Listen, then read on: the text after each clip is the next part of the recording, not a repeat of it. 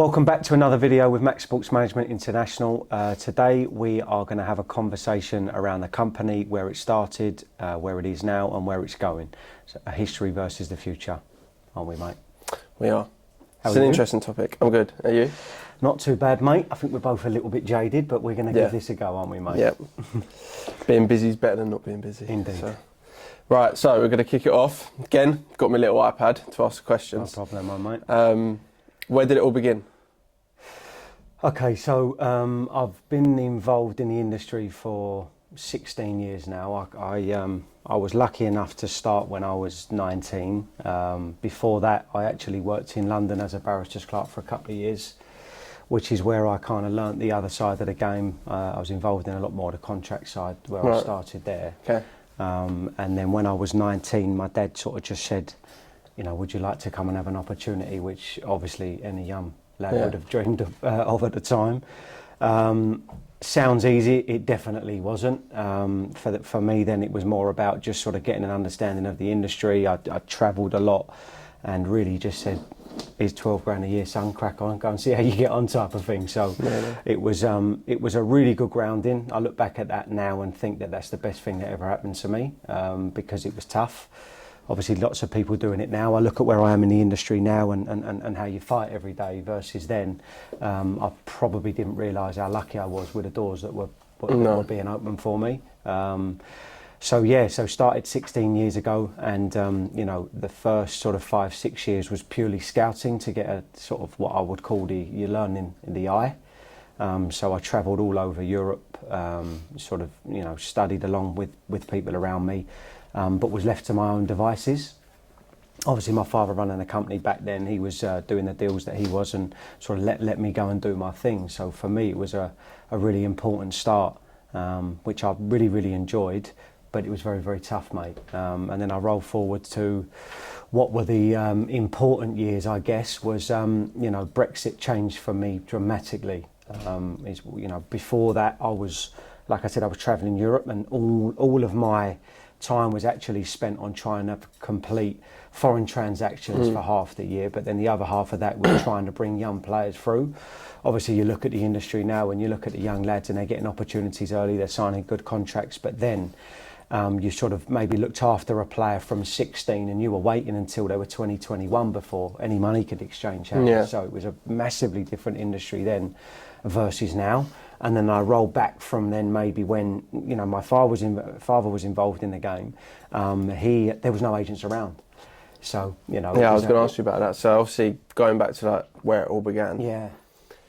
How, I mean, this might be more of a question for your dad. No, go on, yeah. You might be able Which to we answer should it. do. We will do that, yeah. How did he realise, like, to start? If there was no agents, how did he come about and think, do you know what?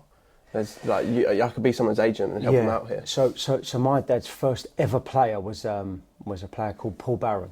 Who's now actually working at Newcastle as a goalkeeping coach. Many years later, yeah. I owned a soccer school out in Vegas, and my dad sort of went through the whole period of time there. But my dad was involved in financial services previous to football, and stumbled across the job. I think he was playing squash one day, and you know, he'd lost the match and came in shouting and screaming, and there was a big bloke 6'3" who he wanted to have a pop at that was TV. No way. Yeah, and literally he kind of stumbled on it, and back then players were losing money on contracts. So I look at some of the players like Stevie Nicol, for example, who's a Champions League winner with Liverpool. Yeah. And, you know, you're talking hundreds of pounds per week rather than hundreds of thousands of pounds per week within the contracts. And, you know, I think that he learnt on the job. You know, he learnt how to negotiate contracts, he learnt how to go, but he knew about how to manoeuvre himself, and was very, very good at what he did in terms of building relationships. So I think that coming to it from that point of view, he made himself into a certain type of agent. If you look at the modern game now with people that have got their niches, he was a businessman, you know, and that was his forte. So he was very, very strong in the boardroom, and that was his niche. So for me, I look back then, and then as he grew, and he had over 150 players at one stage and was probably the best agent in the country for about 20 years. I look at it and think that he was unbelievable to be able to do that from walking into literally out of a squash court and being able to do that. So obviously That's you mental. can imagine the again, and I'm sure we'll have a conversation with him one day about it, but you know, he would be left out the room back in the day. So if there was a negotiation going on, it would be like, right, you sit there, son, and you know, you let the other people do the talking. Oh, really? Yeah, it was massively different then, because the doors weren't open to the agents then. Yeah, because it was just the unknown. No, it was, wasn't it? you know, It was more why do so the you think thing. that you should have an agent? You know, what do you think, you know, you're doing type of thing? Because that was the old school mentality of the game, wasn't it? You know, versus now, you know, it's big business, so you need representation, you need to be guided. But I look back then, it was very, very different, mate. That's so interesting. It would be so good to get your dad in. Yeah, definitely. So good. Okay, moving on. What were the pushbacks that were faced? Well, like, listen. First of all, I was young, and I remember it was. I made some big mistakes, and I look back and I think that I was trying to look after players. I was lucky because I was learning on the job in terms of being able to make mistakes. But the pushbacks were I wasn't ready. Right. But I'd been thrown into a world where it was like, oh no, go on, you'll be all right. I was like, you know. Well, exactly. But like, so you say you've been thrown into a world there, and let's say you got a play, like you've got your first player, right, and then you're coming into, I don't know, he's renewing his deal or something, and you're going into a room. Are you just winging it? Yeah. So I look. Listen, obviously I had help at every given point, and I always remember we were doing a foreign transaction, and there was a top player in France. Don't know if you remember Hatem Ben Arfa. Yes, right? player, great player. Yeah. So my dad we'd organised all of the flights. We wanted to go out there to kind of pitch to his agent, lawyer, etc. And there was loads of interest in the lad at the time, and it was like 11 o'clock the night before. And I get a phone call from my mate. He goes, yeah, I'm not coming tomorrow. I was like, oh, well, we're not going to be able to go. He said, no, you're going. I was like, okay. So I had to prep myself for a meeting. So I remember getting on a plane to Charles de Gaulle, going into this lovely hotel, and we were meeting the agent, lawyer, brother, player, and me.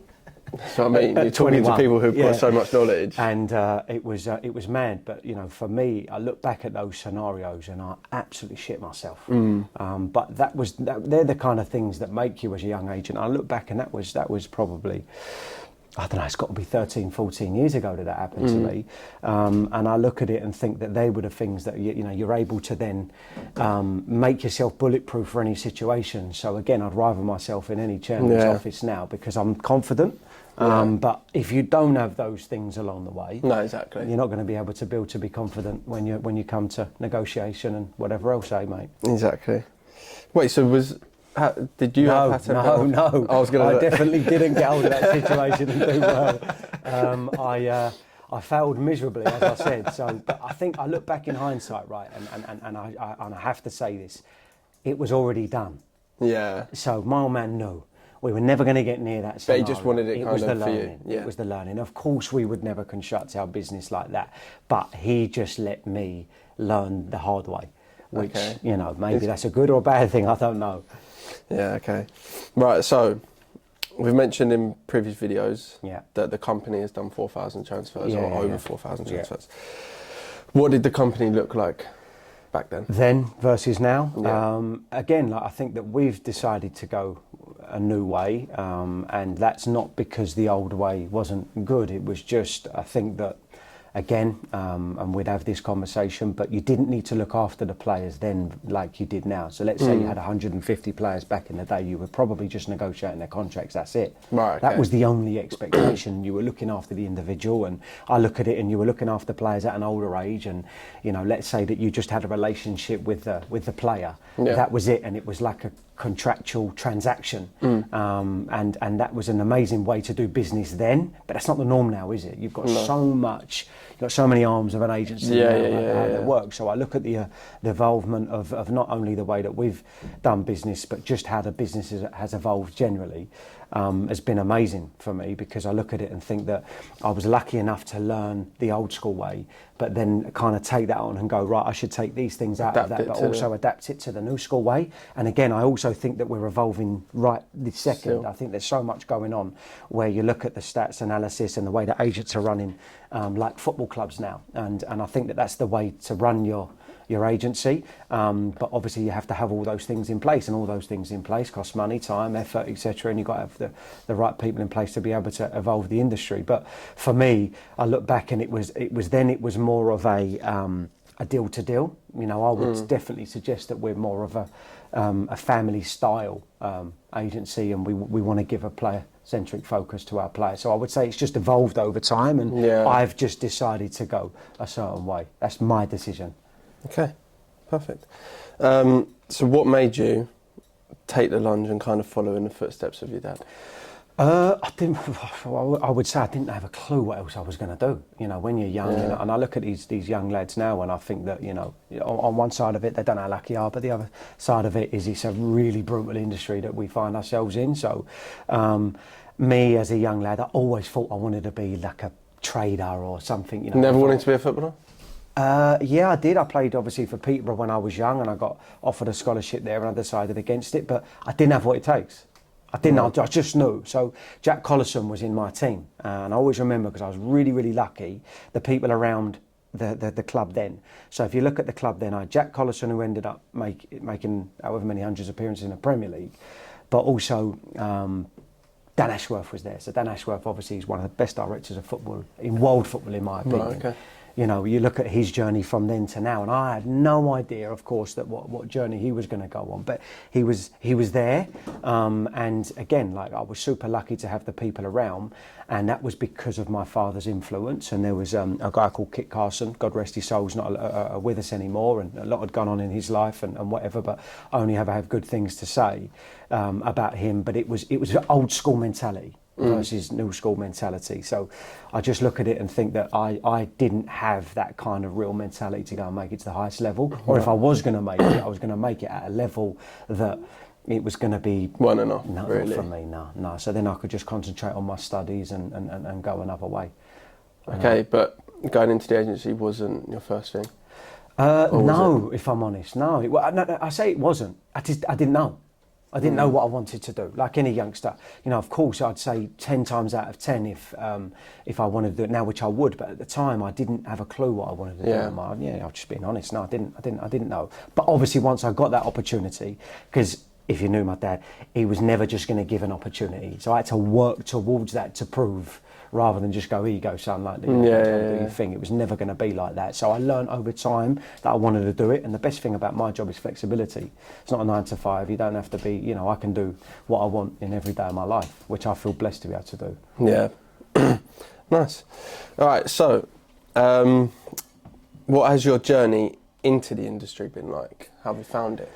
Yeah, good. I've really enjoyed it, mate. I look at it and think that if I knew what I knew now 10 years ago, I would do things maybe a little bit differently, because I think that I thought that I was getting on back in the day, and I was never getting on. I was not landing players. I was getting what I thought was close to deals when I was nowhere near. But then, do you think that's kind of, again, learning? Like, if you'd never done that, would you have learned to do it how you do it now? No, definitely not. And you look at any business and any person that's getting on their way to kind of their top, whatever their top is, and you've got to have hurdles along the way. And there's a lot of people that I could thank for helping open doors for me and give me opportunities, and whether that's families that have trusted me with their son, or whether it's clubs that have trusted me with a situation like that. And I look at it and I think that I was really, really lucky to get all of those things out the way early. I look at all the people that are trying to get involved in the industry now, and they want it all now, and I'm thinking, well, you don't know, and why do you think that you should just be given those opportunities? And also, the other side of it is you're asking young families and individuals to put their son's, daughter's life in your hands, and you've got somebody that you want to, you know, like me 15 years ago, that wants to look after you. Of course, that's never going to be able to happen. No, You've got to earn your stripes, haven't you? So I look at my journey through the game and think that I had to go through that in order to be even where I am now, and I don't think I'm anywhere near where I even want to be, mate. Yeah, really? No, I think there's so much we need to do as a company, and me, myself, and I'm always pushing, and, you know, I think that there's loads to do, loads and loads to do. That's good, though. Okay, so how has that affected your relationship with the game? Do you still enjoy it? Do I love football? I love the business of football. I would say that is just it in a nutshell. I love the chase. I love being able to be on my side of the fence to negotiate, to be involved. Do I love the game of football as much? No, definitely not. Really? No, Do you think not. that's down to your job? I think it's what I've done is manoeuvre my way from being a fan, which I once was, to supporting individuals. Yeah. And I love that. I love watching the lads come through. I love trying to help them like that, and I love going on that journey. And I think that I feel blessed to be a part of that. But in terms of the game of football and watching games all the time, no, it's the business side that I love. Okay. Right. So, what changes have you seen over the years in the industry? Yeah, so I look right in the middle of, let's say, my journey. Again, I've spoken about it loads, but it really was a catalyst for me, is the Brexit thing. I look at where my business was then versus where it is now. It was like a different business. And even though I always did the same thing and I was the same person and whatever, I think it was the game versus what it is now is different for everyone else, isn't it? Some people have always tried to do the same thing as an agent, and they look after players, bring them through and do deals or whatever. But me, it was like, then I really did try and broker deals, get involved with heads of recruitments, travel around Europe. And I don't do as much as that anymore. And now I'm focused on bringing young players through, helping them, moving young players, Right, okay. and getting involved in that side of things. And whereas, and again, I think that one of the reasons for that is I was never able to land the top players when I was younger. Yeah. Because I just didn't have the selling points, the USPs, because I hadn't had the experience. Whereas now we've got more experience, we've got a better chance of being around the ones that we consider elite. And as you know, we only want to be around the elite players because they're the ones that we think that we can benefit the most, and that's obvious because you've got to spend so much time and effort with these young individuals that you want to make sure that you as an agency are going to believe in them and they're going to believe in you, right? Mm-hmm. Yeah, definitely. So as you see it, are these changes that you spoke about positive or negative?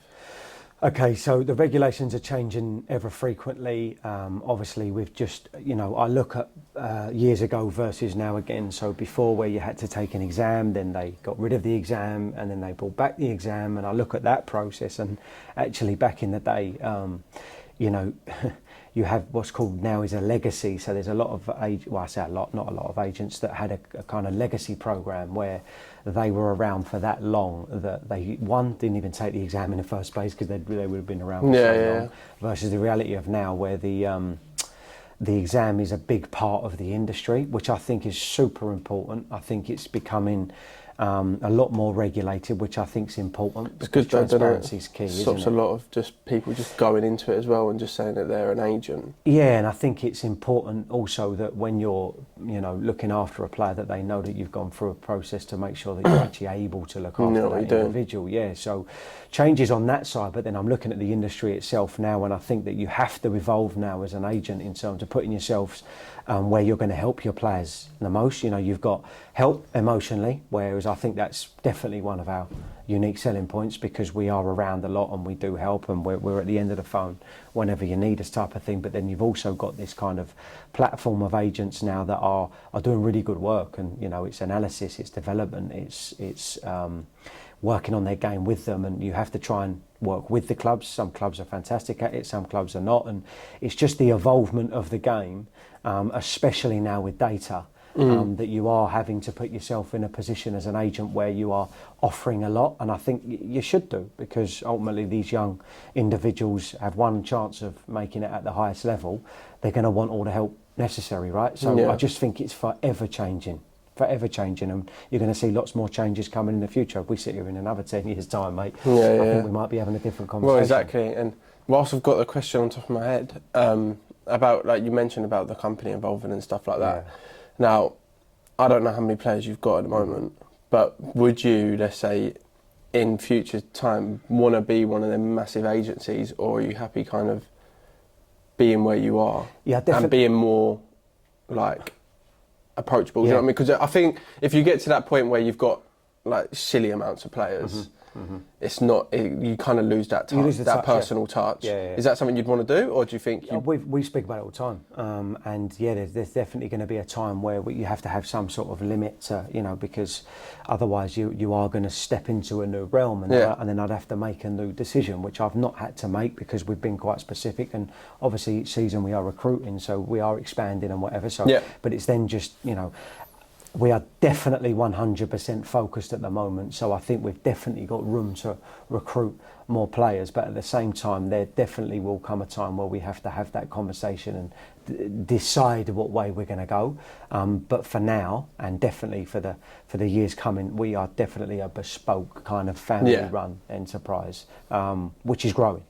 And that's great, and we've got more people around that can help. So, naturally, obviously the more people around, the more people that are able to help. So I think that's also important for people to understand that, the people that are around us, we want our players to know them and be able to feel that they can reach out. And as well, I think that's that kind of feel, that is a USP, isn't it? I think so. I think it's important for you. I think one of the things that I've learned in the last few years is that I negotiate the contracts as well as helping look after the players, whereas at other agencies, and their way is their way, and that might be good for some people, but you might not see the person until you're doing the contract. And I think that the way that the game's going now, people may not want that in the future, but let's see. Yeah, interesting. Okay, so why have you decided to go your way in comparison to the way your father went? Just because I've seen the game change over a period of time, and I think you've got to go and decide what it is that you want to. I think because I've then learnt on my own, I've learnt what I see as good, and what I see as USP, and to be honest, I think that my father's way was a really, really good way. So I'm not going to go away from that because it worked for him and he was extremely successful. But like you said, the game changes. Yeah, and what success likes for one person is completely different for the next person, isn't it? So my success is going to be in terms of having good relationships as well as doing good deals, as well as building a company and trying to do all of that together. But most importantly, I want my players to know that we're here and we're around and we can help, which I would like to think that they all feel the same. And obviously at certain points you have to be more focused on your players because you're going through a transaction or whatever. So they have to know that you're going to be around when it's important, which I think is a good part of our business.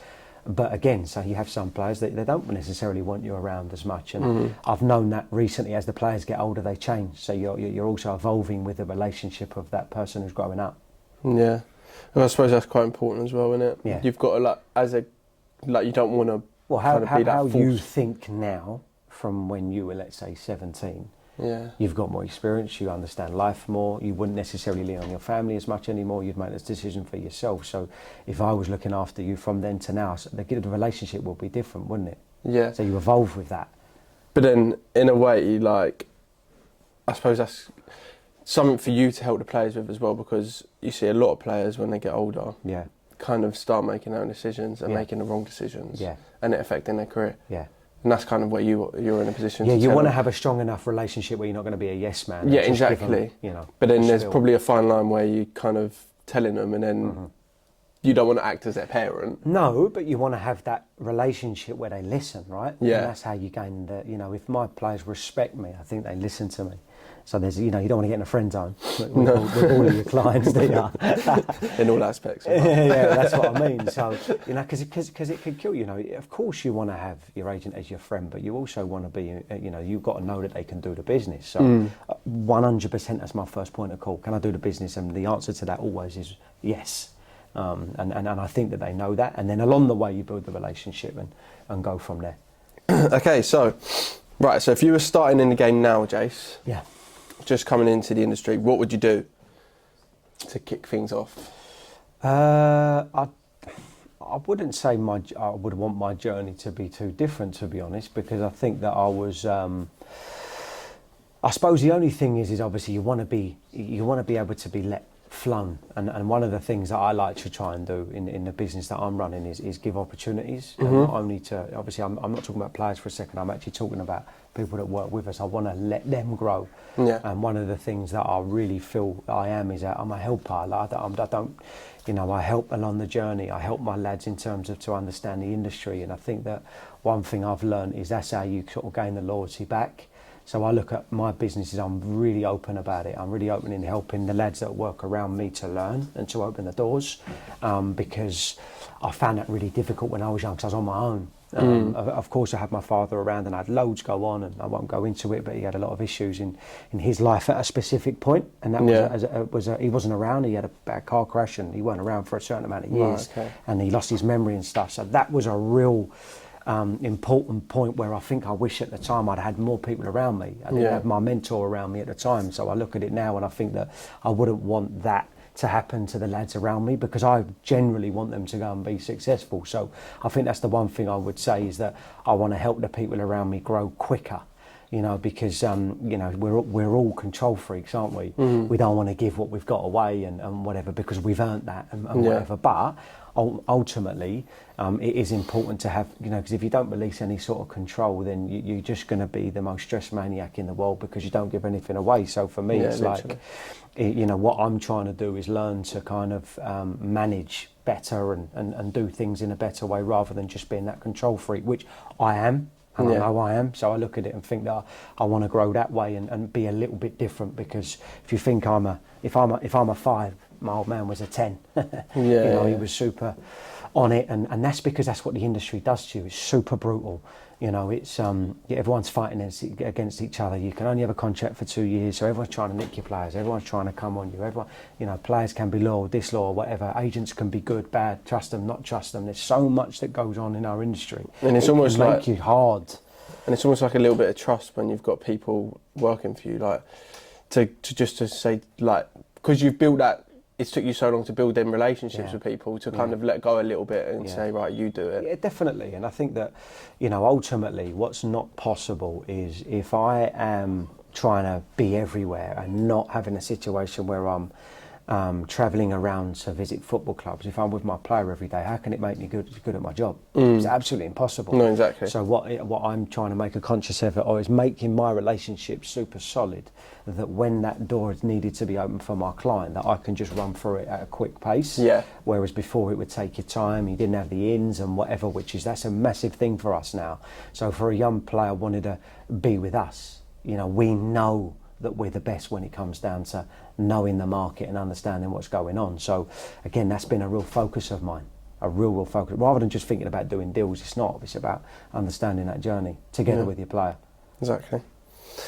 Right, so with the recent successes, the likes of Harry MS making his first team debut, and having 3 lads in England's under-18s team, what's next for Max Sports? More of the same, I think. Just looking at it now, I think we're just putting more time and effort into investing into the company and giving our lads the best possible opportunity to grow, which is really important for us. So rather than just thinking, we've done well and, let's just see how we go. It's not. I think that we all within the company live, and I say it a lot, we live like paranoid messes. That's how we live, because you've got to be fingers on the pulse all the time. So again, I've travelled in 3 different countries in the last 2 weeks, been around, not around, I'm not seeing my daughter very much, and it's just how you have to live. And if you don't enjoy that, then you're definitely going to fall. But I look at our recent successes, and that's been through previous hard work from everyone around us, and I look at that and feel really happy that they've also put our trust into them. So more of the same, mate.